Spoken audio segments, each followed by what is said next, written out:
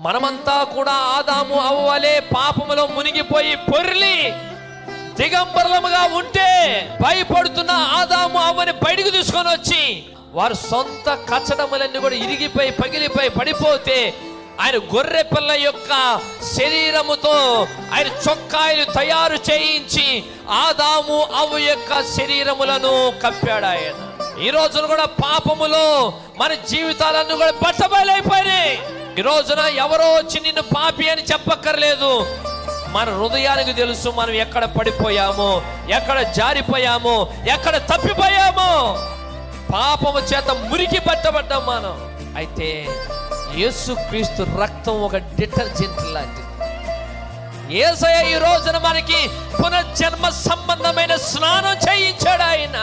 ఆ డిటర్జెంట్ తో పైనుండి కింద దాకా కడిగాడు ఆయన.